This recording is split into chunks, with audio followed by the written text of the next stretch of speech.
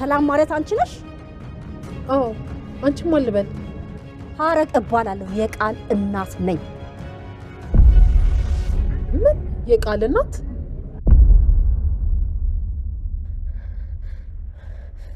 ወይኔ እሺ ቆይ አሁን ምን ላድርግ ነው? እንደሆንኩ በጭራሽ እንዳረሽ እኔ ነኝ እውነተኛ ልጅ። ምንም ነገር ቢሉሽ እንዳሰማያቸው። ምን እያልሽ ነው ቃልዬ? ስለምንድን ነው የምታወሪው? ማናቸው እንዲህ የሚሉት? ያልኩሽ እንዳረሽ እናቴ። እኔ ሁሌም ልጅሽ ነኝ። ድጋሚ ያለፈው ነገር እንዲፈጠር በጭራሽ አልፈልግም። በእኔና አንቺ መሀል በጣም ብዙ ጠላቶች አሉ። በማንኛውም ሰዓት ምንም ነገር ሊያደርጉ ምንም ነገር ሊነግሩሽ ይችላሉ። ደግሞ የውሸት ታሪክ ፈጥረው በመካከላችን ለመግባት ይሞክራሉ። አንቺ ግን በጭራሽ እንዳሰማያቸው። እሺ አልሰማቸውም። እኔ አንቺ ልጅ ነኝ፣ እውነተኛ ልጅ። ይህን ደግሞ መቼም እንዳረሽ በጭራሽ። ምን እየሆንሽ ነው ልጄ? የሆንሽው ነገር አለ እንዴ? ግራ እየገባኝ እኮ ነው። ምንም የለም፣ ብቻ የነገርኩሽን ሁሉ አስታውሺ። እኔ እናትሽ እኮ ነኝ። ከመቼ ጀምሮ ነው ደግሞ እንደዚህ አይነት ነገር የጀመርሽው? ይኸውልሽ ሰሚኛለሽ፣ ከዚህ በኋላ ለምጠይቅሽ ጥያቄ መልስ ሰጪኛለሽ። አዳማ ነኝ ብለሽ እዚህ ተደብቀሽ የተቀመጥሽው ለምንድን ነው? ከኔ እናትሽ ሽሽት ነው እዚህ የተደበቅሽው? አረ እንደዛ አይደለም እናቴ። እና ለምንድን ነው? ለምን እንዳዋሸሽኝና እዚህ ቤት ደግሞ ምን እንደምትሰሪ ብቻ ንገሪኝ። እባክሽ እናቴ አንድ ደቂቃ ስጪኝ። ማወቅ ያለብሽ በጣም ብዙ ነገሮች አሉ። እኔ እናትሽ እንዴት ተዋሻለሽ? ይኸውልሽ ከዚህ በፊት ሰርቀሽም ተጣልተሽም ታስረሽም አልፌሻለሁ። ውሸትን ግን በፍጹም ማለፍም ሆነ መታገስ እንደማልት ጠንቅቀሽ ታውቂያለሽ። እሺ ለምንድን ነው ያዋሸሽኝ? ውሸትን ደግሞ ከየት ያመጣሽው ነው? እባክሽ እናቴ ሁሉንም ነገር አስረዳሻለሁ። ሰላም ሰላም ውዴ ቻናሌ ቤተሰቦች እንዴት ናችሁልኝ? እንኳን ወደ እኔ ቻናል በሰላም መጣችሁ። ደህና ናችሁ ወይ ውዶችዬ?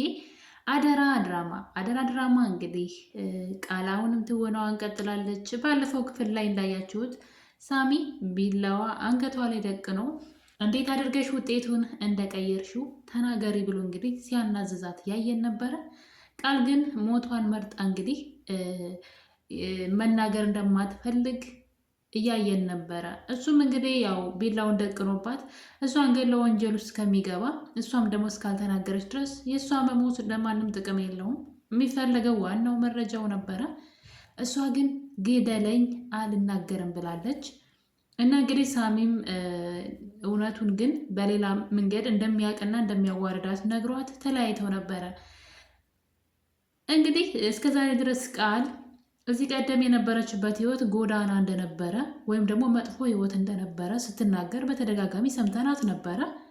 ነገር ግን በዚህኛው እንግዲህ በክፍል 58 ላይ ሳሚ ያደረገው ነገር ምንድን ነው?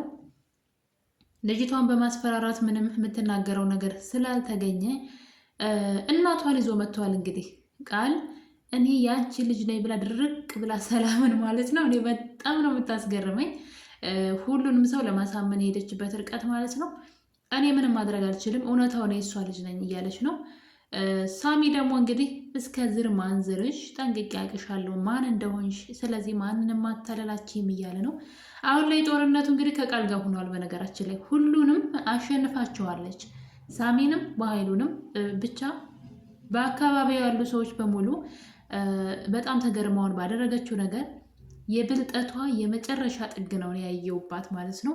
ብቻዋን እነሱን ግልብጥብጥ አድርጋ ወደ ጎን አድርጋ ብቻዋን አሸናፊ ለመሆን የሄደችበት ርቀት በጣም ነው ያስገረመኝ። እንግዲህ በኃይሉን የመሰለ ክፉ ሰው ሳይቀር አታላ እኔ የእሷ ልጅ ነኝ፣ እኔ ምንም ማድረግ አልችልም፣ እውነታው እሷ ነበረች ትክክለኛ እናቴ እና በዚህ አጋጣሚ ትክክለኛ እናቴን ስላገናኛችሁኝ አመሰግናለሁ ስትል ያየን ነው። እኔ በጣም ነው ያስገረመችኝ። እስቲል አሁን ድረስ ዙሪያውን ማስፈራሪያ እየደረሰባት ራሱ እውነቱን ልትናገር አልቻለችም። እውነቱን ከመናገር ይልቅ ሌላ ነገር እያሰበች ነው። እንግዲህ በዚህም በዛም ጥላት እንዳለባት እና አንድ ቀን መጥተው ለሰላም እውነቱን እንደሚነግሯት ስለምታውቅ የሰላምን አእምሮ ቀድማ ለመቆጣጠር እየሞከረች ነው።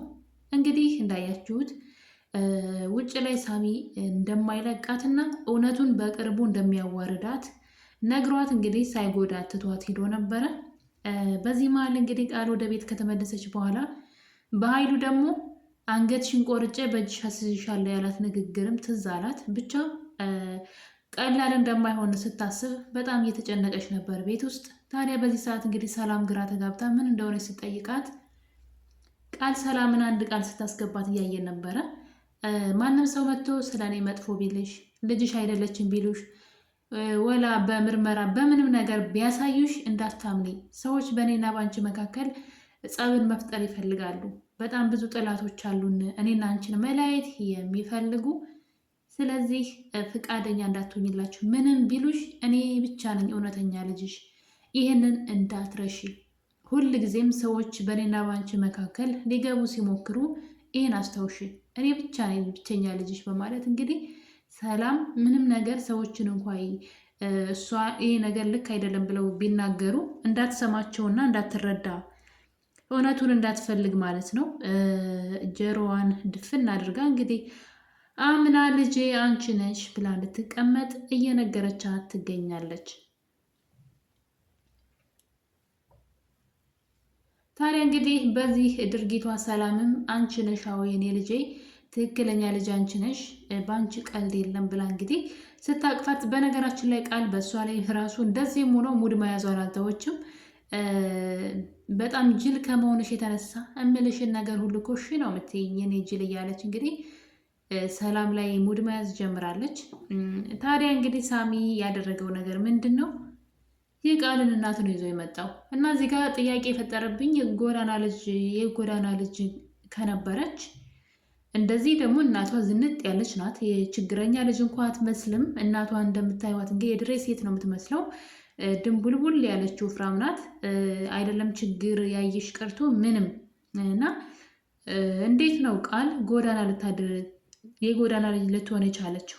ማለት ግራ ገብቶ ነውና እንግዲህ ኑሮዋ ጎዳና እንደሆነ ነበር ስትናገር የሰማነው። ተመልሼ ወደዛ ህይወት አልሄድም፣ ያ የሚያስጠላ ህይወትን ድጋሚ አልኖርም ስትል ነበር። እና የትኛው ጎዳና እንዴት ነው ጎዳና ልትኖር የቻለችው ብዬ እንግዲህ ጥያቄ ፈጥሮብኛል። ይመስለኛል የሆነ ዱርዬ ነገር ናት ወይም ደግሞ ሱሳሱስ ውስጥ ትገባለች መሰለኝ እንጂ እውነት የጎዳና ልጅ እንዳልሆነች እናትየዋ ምስክር ናት። እንዴት እንደምታምር እናቷ ደርባባ የሆነች እናት እንግዲህ አለቻት። ታዲያ እንግዲህ የቃል እናት እናቷን አታላ ነው እስከዛሬ ድረስ ሰላም ቤት ስትኖር የነበረው። እናቷን እኔ ድሬዳዋ ለስራ ሄጃለሁ በማለት ነበረ እንግዲህ እስከዛሬ ድረስ ቤተሰቦቿ የት ገባሽ ብለው እንዳይፈልጓት ስታደርግ የነበረው ስራ ነኝ በማለት እነሱን አታላ ነው። ነገር ግን ቤተሰቦቿን በመካድ እንግዲህ ሌላ እናት አገኘው ብላ የሰውን ህይወት እያመሰቃቀለች እንደሆነ ሳሚ ለእናቷ ሁሉንም ነገር ነግሯታል። ከመጀመሪያው ጀምሮ ለገንዘብ ብላ እናቷ ያልሆነችን ሴት እንግዲህ እናቴ ናት ብላ እንድትኖርና በገንዘብ ተገዝታ እዛ ቤት የሰላም ልጁና እንድትገባ እንደሆነ ከስር መሰረቱ። ከዛ በኋላ እንግዲህ ቤተሰብ እንደሌላት እያስመሰለች ጭራሽ የዲኤንኤን ውጤት ሁሉ እንዳስቀየረች ብቻ የዛ ቤት ልጅ ነኝ ብላ አመና ተቀብላ እየኖረች እንደሆነ ሁሉንም ታሪክ ከመጀመሪያው እስከ መጨረሻው ለቃል እናት አስረድቶ ነው እንግዲህ እናቷ ሰተት ብላ ሰላም ቤት መታለች። እና እንግዲህ በሩ ሲንኳኳ የከፈተችው ቃል ነበረች። እናቷ በጥፊ ነበር የመተቻት። ምክንያቱም በጣም ከባድ ነው። ቤተሰብ እያላችሁ ቤተሰቦቻችሁን ክዳችሁ ቤተሰብ የለኝም ብላችሁ ለገንዘብ ብላችሁ ሌላ ቤተሰብ መስረታችሁ ስትገኙ እንግዲህ በጣም ከባድ ነው። እናቷ በህይወት እያለች እሷ ሌላ እናቴ ብላ የሰው ህይወት ቀምታ እየኖረች እንደሆነ የቃል እናት ወላጅ እናቷ እንግዲህ ታሪኳን አውቃለች። ታዲያ ይሄ ነገር ዳግም ሳሚ ማለቴ ነው እዚህ ቀደም ዝርማን ዝርሽን እኮ አውቅሻለሁ ከልጅነት እስከ እውቀት ጠንቅቄ ነው ማቅሽ። እኔ እኮ ነኝ ለባህሉ እንድትሰሪለት ይዤሽ የመጣሁት እኔንም ልታታልኝ ነው ወይ? በነገራችን ላይ አይኔን ደረቅ ያድርገው አይኔን ግንባር ያድርገው ነው አይኔን ግንባር ያድርገው ነው ያለችው ቃል። በቃ ሳሚን ሳይቀር እኮ እንግዲህ ቤተሰቦቿን እያወቀ አስተዳደጓን እያወቀ ጓደኛው የእሱ ሰው ሁና ካደችው እሱን ሳይቀር በቃ ሰላም እናቴ ናት። በዚህ መጠን ለገንዘብ በጣም ከባድ ነው የሚከፈል ዋጋ። እና እንግዲህ ሳሚን ራሱ ለማሳመን የሄደችበት ርቀት በቃ እውነተኛ እናቴ ሰላም ናት፣ እኔ ምንም የቀየርኩት ውጤት የለም ብትልም ነገር ግን ሳሚ እንግዲህ እናቷን ሰተት አድርጎ ሰላም ቤት ድረስ ይዟት መጥቷል። እና እንግዲህ እናቷን ልታስረዳትም ብትሞክር እናትየዋ ግን በጣም ተናዳ ስለነበረ ሳሚም የነገራት ታሪክ ስላለ ልጅቷን በቀጥታ ከዛ ቤት እንድትወጣ ብትነግራትም ቃል ግን አሁንም ድራማዋን ቀጥላለች። ሰዎች በፍጹም ምንም ቢሉሽ ስለኔ ምንም ነገር እንዳታምኒ፣ እኔም ብቻ ነው ማመን ያለብሽ ብላ ሰላምን እንግዲህ የሌሎችን ሀሳብ እንዳትሰማ እያደረገቻት ነው። ታዲያ እንግዲህ በዚህ መሀል ነበረ የቃል እናት በድጋሚ ትመጣለች። ልጅቷ እዛ ቤት ልትወጣ ስላልቻለች ማለት ነው። እና እንግዲህ አንበር በኃይለኛው ስታንኳኳው ሰላም ፈጥና ሂዳ በሩን ትከፍተዋለች። በሩን ስትከፍተው የቃል እናት ነበረች። ሰላምና የቃል እናት ተፋጠጡ። እኔ የቃል እናት ነኝ፣ ሰላም የምትባይው አንቺ ነሽ ወይ ብላ እንግዲህ ፊት ለፊት ተጋፍጣለች ማለት ነው። እንግዲህ ከምርመራው ቀድሞ እንግዲህ የቃል ውሸት ሊጋለጥ ነው መሰለኝ። የቃል እናት ነኝ ወላጅ እናቷ ብላ መታለች። ሰላም ይህን ነገር እንዴት ልታስተናግረው ትችላለች? ምክንያቱም መጀመሪያ ላይ ማንም ሰው ስለኔ ምንም ቢልሽ እንዳሰሚ እንዳትቀበይ፣ እኔ ብቻ ነኝ እውነተኛ ልጅሽ በማለት ሰላምን አታላት ነበርና ሰላም ይህን ነገር ግን እንዴት ልትቀበለው ትችላለች? እኔ የቃል ትክክለኛ ወላጅ እናቷ ነኝ፣ እስከ ዛሬ ድረስ ስራ ነኝ፣ ናዝሬት ነኝ፣ አዳማ ነኝ እያለች እየሸወደች ነበረ እና የሰውን ህይወት ቀምታ የምትኖር የኔ ትክክለኛ ወላጅ እናቷ እኔ ብላ ከዋረደቻት እንግዲህ አስቡት ቃል ምን እንደሚውጣት ማለት ነው። ከበኃይሉ ከምርመራው ቀድሞ እንግዲህ ሳሚ ይህን ነገር ደብሌን የሚያስተካክልላት ይመስለኛል።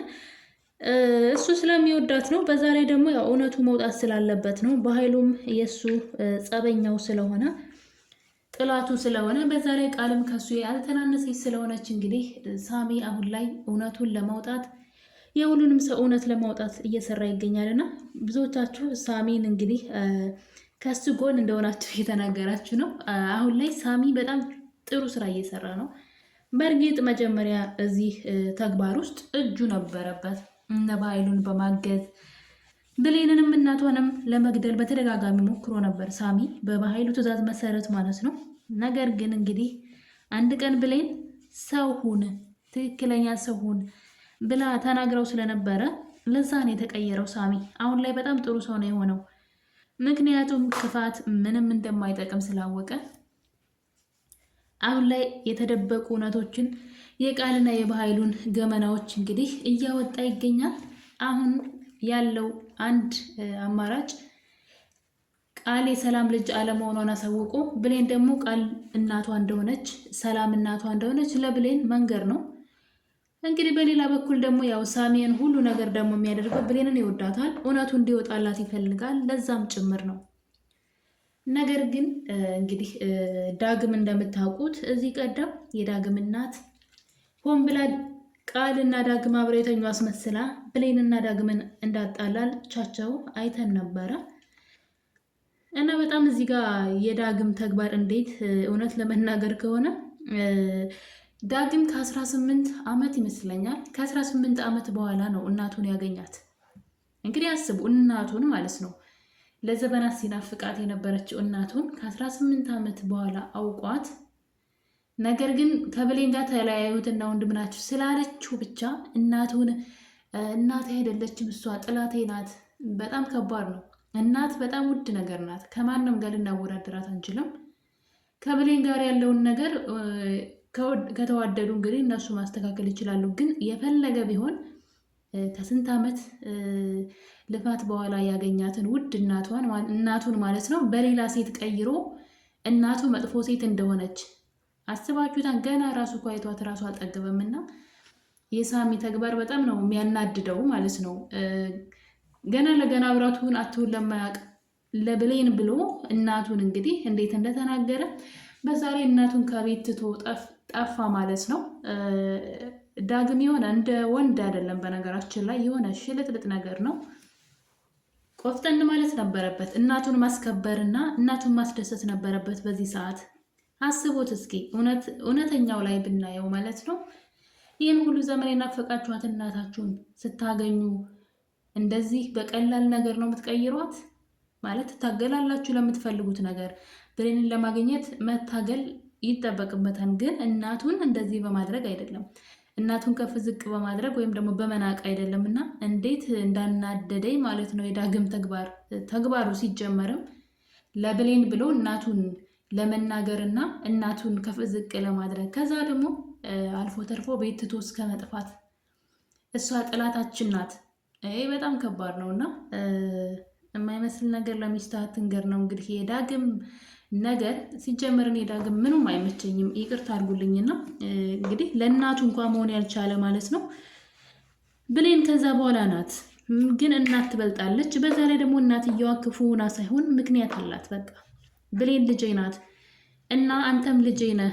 አንተ ባልነበርክ ዘመን ልጄ ሆና የኖረችው እሷ ናት እና እህትና ወንድም ናችሁ ለእኔ ብላለች። ስለዚህ ነገር ቀስ በቀስ ማሳመን ሲገባው እንደ ጡጦ እንደሚጠባ ልጅ ማለት ነው እንግዲህ በዚህ እድሜው እናቱን በማኩሪያው ወይም ደግሞ እናቱን በማሳረፊያው ጊዜ እንደ ሕፃን ልጅ ሲያደርገው ሳይ በጣም ተገረምኩኝና ወይዘሮ ገነት ዳግምን እንደውም ባታገኘው ይሻላት ነበር። ብሌን ልጇ ሆና ብትቀጥል ይሻል ነበርና እንግዲህ እንደዚህ ማድረግ የለብንም ብዬ ነው የምለው። የዳግም ተግባር ትንሽ ይደብራል ብዬ ነው የማስበው። እንግዲህ እናንተ እስኪ ሀሳብ ስጡበት በኮሜንት። ዳግም ግን ያደረገው ነገር ስሜት እራሱ አይሰጥም። እናት በምንም ነገር እንኳን አይደለም ምክንያታዊ ሆና ማለት ነው ምክንያታዊ እንኳ ባትሆን ልናስረዳ ይገባል እንጂ ስህተቱን ለእናት እንደዚህ አይነት ነገር አይገባታም ብዬ አይደለም። ዳግም ግን ከእናቱ ይልቅ ብሌን ትበልጥብኛለች ብሏል ማለት ነው። በዛ ላይ ደግሞ ለንግግሩ እሷ ጥላታቸው እንደሆነች ማለት ነው። በጣም ከባድ ነው እና ሳሚ እንግዲህ ብሌንን ይወዳታል። ነገር ግን ብሌን አሁን ከዳግም ጋር ታርቃለች። መጀመሪያ ላይ ለእናቷ ቃል ገብታ ነበረ ከዳግም ጋር አልሆንም ብላ። ነገር ግን አሁን አብረው ሆነዋል። ምክንያቱም ቤቱን ትቶ ወጥቶ ሄዷል። ከብሌን ጋር ካልሆንኩኝ በማለት ከቤት ወጥቶ ሄዷል። በዛ የተነሳ እንግዲህ በድጋሜ ብሌንና ዳግም አብረው ሆነዋል። ይህን ነገር ሳሚ የሚያውቅ አይመስለኝም። ምክንያቱም እዚህ ቀደም አንተ ለምትፈልገው የፍቅር ግንኙነት ገና ዝግጁ አይደለሁም ብለው ነበር ሳሚንና፣ ነገር ግን በአንዴ ተቀልብሳ እንግዲህ ከዳግም ጋር ሆናለች። ውድ ቤተሰቦች አደራ ድራማ እንግዲህ በክፍል 58 ላይ በጣም አስገራሚ ነገር ሳሚ አድርጓል ማለት ነው። በቀጣይ እንግዲህ ከተሳካለት የቃል እናት ለሰላም የእሷ ትክክለኛ እናቷ እንደሆነች እና ዋሽታት እሷ ቤት እየኖረች እንደሆነ ስራ ነኝ ክፍለ ሀገር ነኝ በማለት በውሸት ግን የሰው ሕይወት ቀምታ እየኖረች እንደሆነ የቃል እናት ለሰላም ልትነግራት ትችላለች የሚል ሀሳብ አለኝ። ስለዚህ የቃል የመጨረሻ እድል ነው ያላት። ከዚህ በኋላ ከምርመራው ቀድሞ ከሌሎች ነገሮች ቀድሞ ውሸታም መሆኗ ይጋለጣል ብዬ አስባለሁ። ውድ ቤተሰቦች እንግዲህ የዛሬው የአደራ ድራማ ትረካችን ይህን ይመስል ነበር። በሌላ በአዲስ ቪዲዮ እስከምንገናኝ ድረስ ቸር ቆዩልኝ።